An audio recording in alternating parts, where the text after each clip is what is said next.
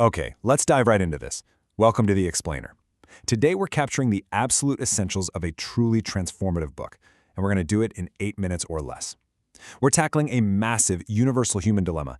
How in the world do we get what we truly want in life while still balancing the endless demands of everyone around us? Well, as you'll see, mastering your external conflicts actually starts by mastering the negotiation happening right now, entirely within yourself. Take a second and picture your absolute toughest opponent. Seriously, when I ask, who do you negotiate with every day, your mind probably jumps straight to a demanding boss, a stubborn teenager, or maybe a super difficult client. But here is the twist.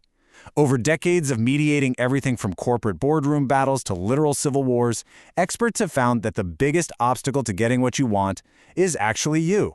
Yep, we constantly get in our own way. It's like Socrates perfectly put it centuries ago. Let him who would move the world first move himself. And that quote brilliantly anchors our core premise today. We have to conquer our own inner reactivity and self-sabotage before we can ever hope to successfully resolve conflicts with other people.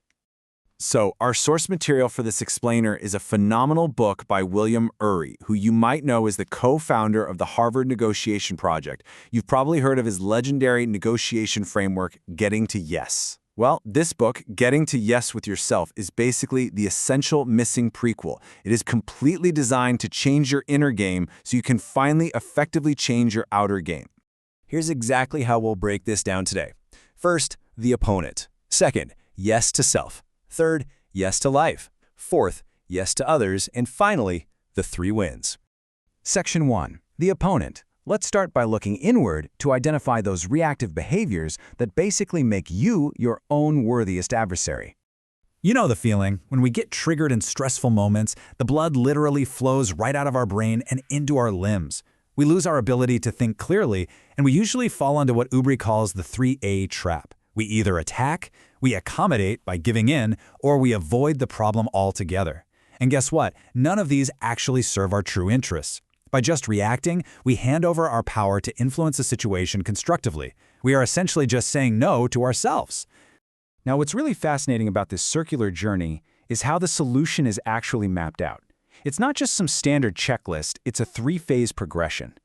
It moves from an unconditionally constructive attitude of acceptance toward yourself, then toward life, and then finally outward toward others.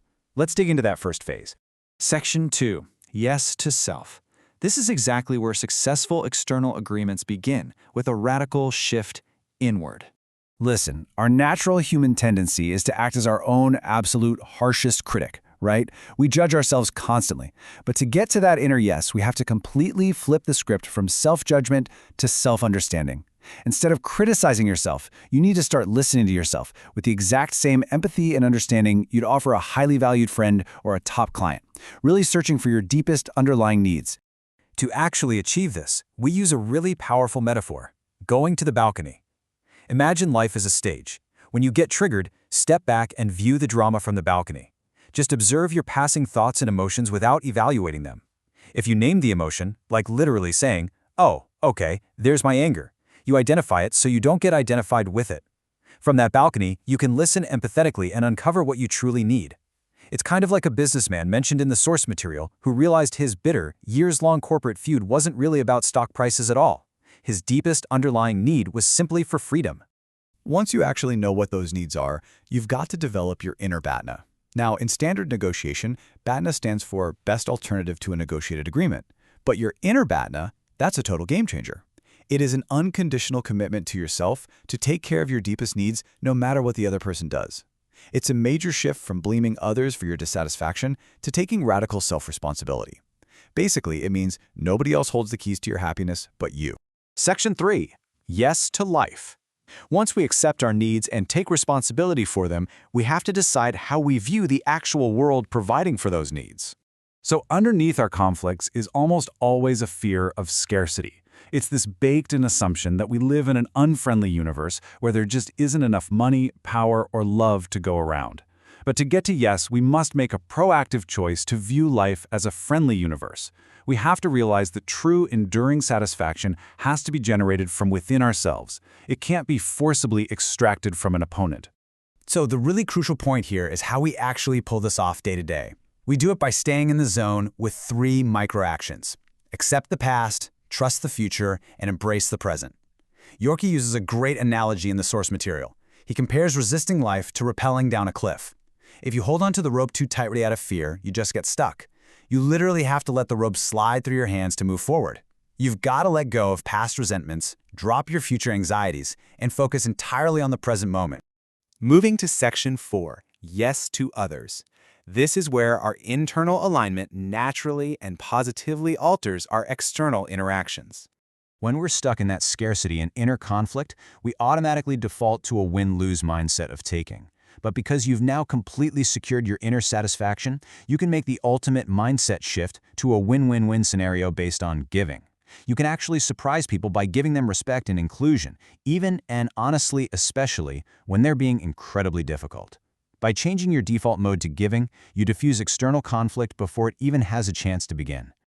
The poet E. E. Cummings wrote, "I imagine yes is the only living thing." And that perfectly encapsulates the profound, life-altering impact of shifting our internal default attitude from no to yes. Seriously, when we accept ourselves, trust life, and respect others, we are actively choosing growth and possibility over fear and resistance.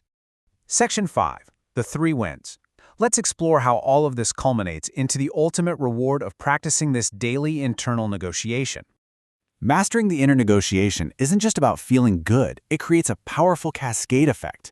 First, it starts with a win within, granting you this profound inner calm and sufficiency.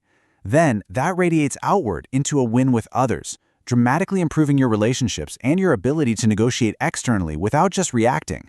And finally, it creates a win for the whole, benefiting your family, your workplace, and your entire community.